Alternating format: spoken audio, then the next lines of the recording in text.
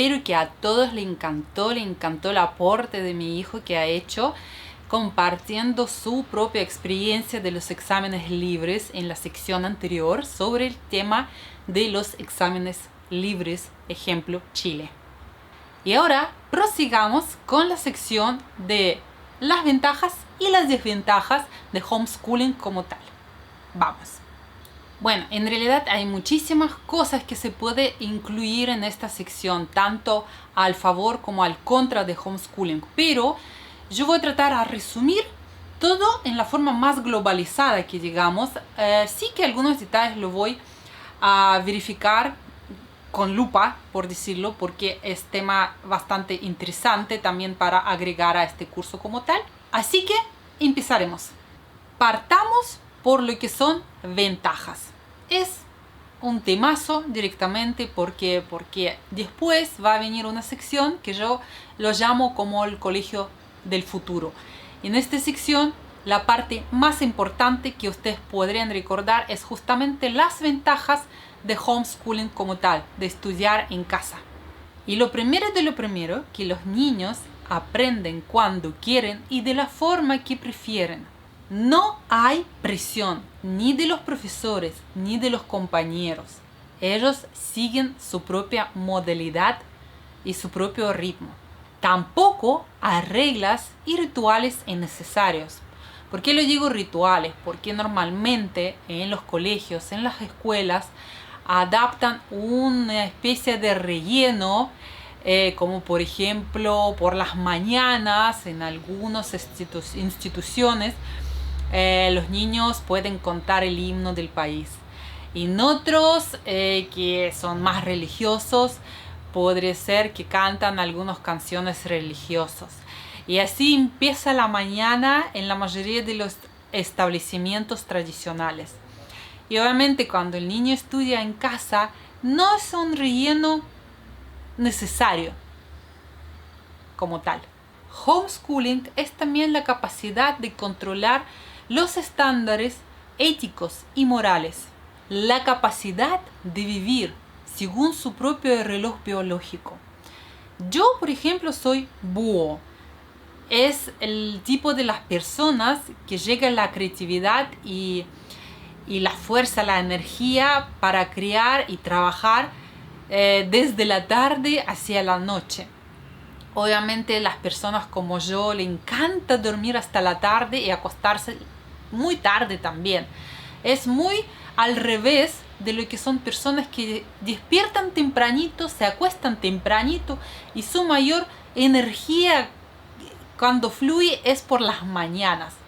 Bueno, los niños obviamente también son todos diferentes tipos de personalidades y de temperamento. Hay algunos que les gusta estudiar por las tardes porque absorben más información y con más facilidad.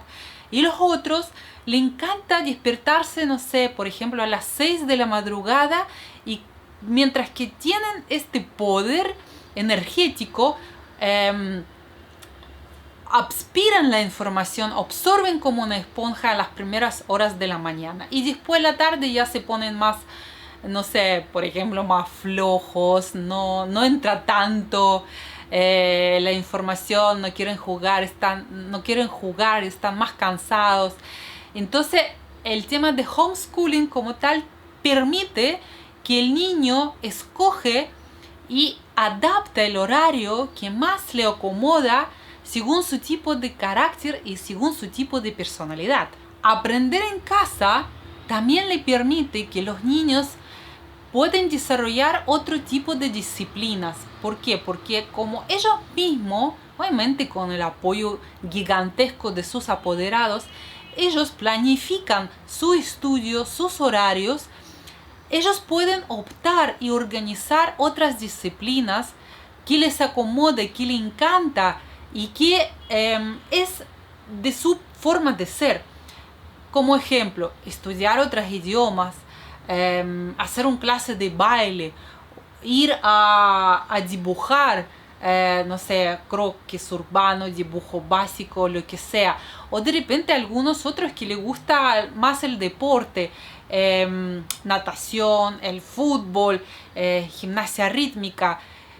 ¿Por qué? Porque todos los niños son diferentes y cada uno quiere hacer algo propio que va con él, ¿no? Pero cuando uno está en un establecimiento tradicional, sus horarios son muy rígidos y las disciplinas extra programáticas que ofrecen los colegios son muy cuadrados también. La mayoría son comunes, ¿no? Es un fútbol y todos tienen que jugar el fútbol. Y puede ser que hay un niño o una niña que quiere hacer ballet y no son de fútbol, pero como es colegio, es quien manda, ellos tienen que sí o sí hacer el fútbol. Bueno, en este caso homeschooling tiene una gigantesca ventaja que los niños pueden hacer disciplinas extra programáticas según su gusto, su preferencia y su horario también, o sea, organizando bien su horario. A su vez de no estar en un establecimiento tradicional, se reduce bastante el riesgo de obtener lesiones físicas. ¿Por qué? Porque cuando el niño está en la escuela, no sé si en toda el parte del mundo, pero en la mayoría, te obligan a contratar un seguro escolar.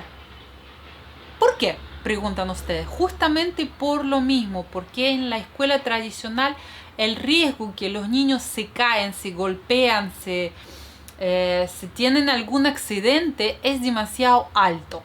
Hay muchos niños hiperactivos, llenos de energía, que corren después de estar sentados horas y horas en clase.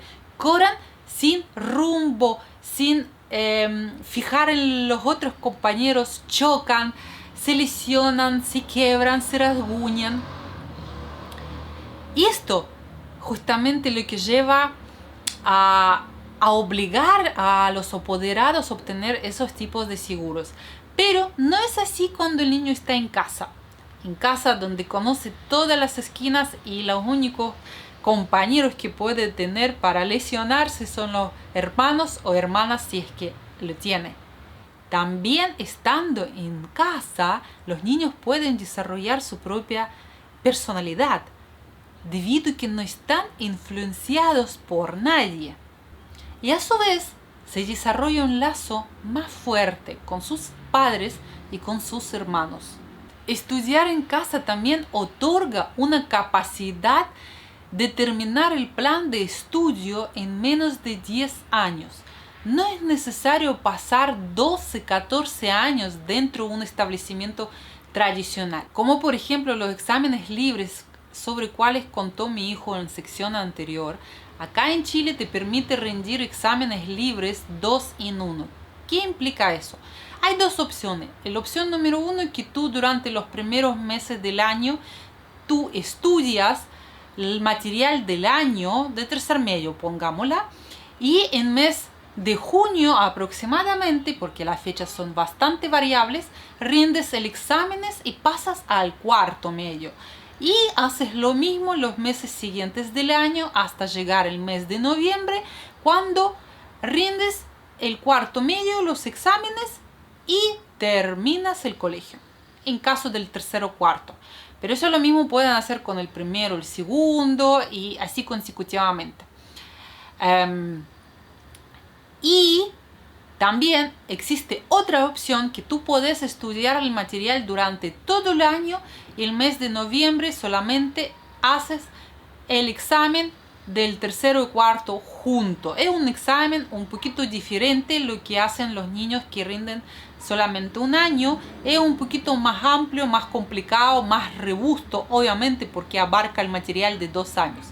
Pero aún así existe esa posibilidad.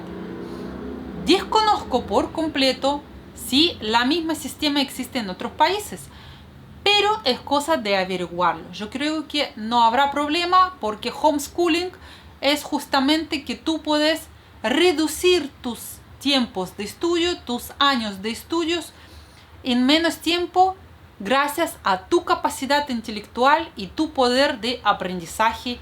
Y por ser autodidacta, obviamente, porque estudias solo, estudias en casa, sin mucha ayuda de los establecimientos tradicionales. Y aquí donde nosotros los saltamos a la parte que yo lo llamo ¿qué significa ser autodidacta?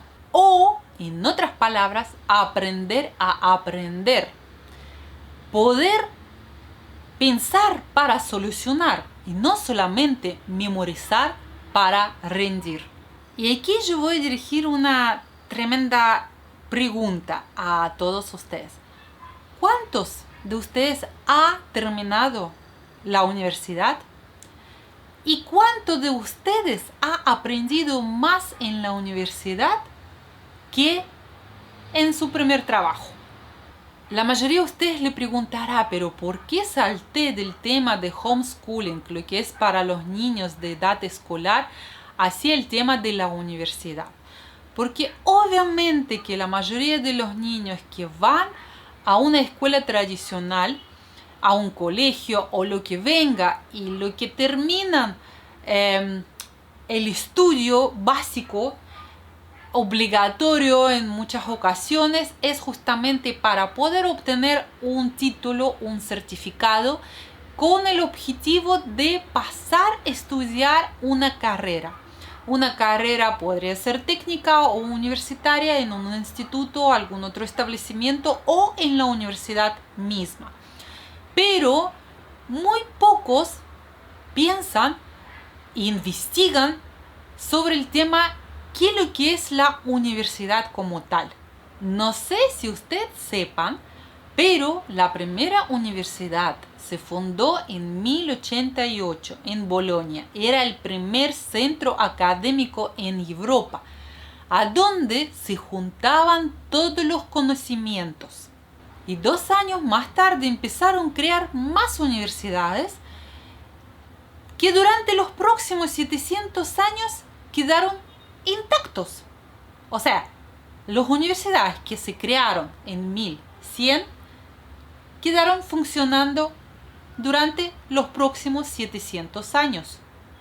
Hasta 1800, cuando empezó la revolución industrial, cuando llegaron estas gigantescas máquinas a las fábricas y obviamente las personas que estaban trabajando en estas fábricas empezaron a quedarse sin trabajo. Literalmente se quedaban en la calle. Obviamente los jóvenes de 18 a 20 años que también estaban trabajando en estas fábricas quedaban cesantes, quedaban sin hacer nada con toda esta energía que tenían.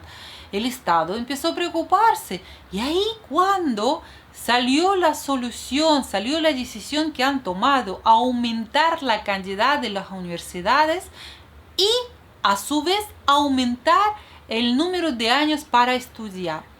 Por lo tanto, los niños que quedaron sin trabajo tuvieron que ir a la universidad por los próximos años para poder sacar una carrera y volver a trabajar a las mismas fábricas. ¿Y por qué hicieron eso? Porque justamente para poder ganar el tiempo. Dijeron, ok, mientras que ellos estudian durante estos 4 años en esta tremenda cantidad de universidades que crecieron en esa época, nosotros veremos qué hacemos en futuro. Pero mientras tanto, lo mantendremos todos estos jóvenes estudiando y no delinquiendo en las calles. Eso fue la solución y por eso se aumentó la cantidad de universidades y se aumentó el número de años para poder llegar a obtener una carrera profesional. Hoy por hoy, a nivel mundial, existe más de 40.000 centros educacionales. Uno se pone a pensar, está bien, si rebobinamos un poquito la historia para atrás, en 1100 se han creado las primeras universidades para poder resguardar el conocimiento. En 1800 se ha aumentado el número de universidades para poder mantener ocupados a los jóvenes. Pero el día de hoy entonces, ¿para qué existen las universidades? Y la respuesta es muy simple: para prepararlos para el trabajo.